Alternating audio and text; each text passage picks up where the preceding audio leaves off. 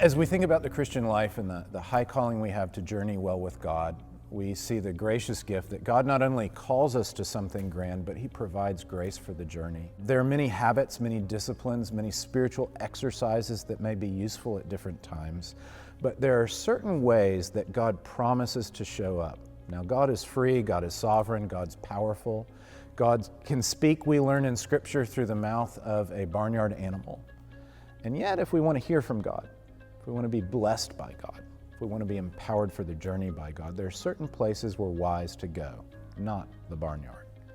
God tells us that things like His Word, read and preached, meditated on, and hidden in our hearts, His sacraments, meant to be practiced together by the communion of saints regularly, that we would be not only baptized, but we would run to His table to receive from Him again and again the goodness that Christ lays out for us there. The calling to pray ceaselessly as individuals and regularly together as a church, that these are practices that are not only good for certain times or seasons, but are good for all Christians in all places and times, because they are unique spots where God promises to show up in life-giving grace, where God promises to feed and strengthen His people for the journey.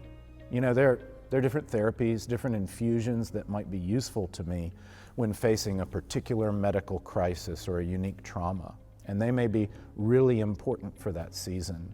But there are certain elements of wellness and health that are necessary for all times, for all seasons of life. There are other good spiritual practices, and I may avail myself, and other Christians may avail themselves of others at different times. But the Word, sacraments, and prayer, these are a part of the regular diet where God means to provide the nutrients, the sustenance, the strength that we need to journey by faith well together.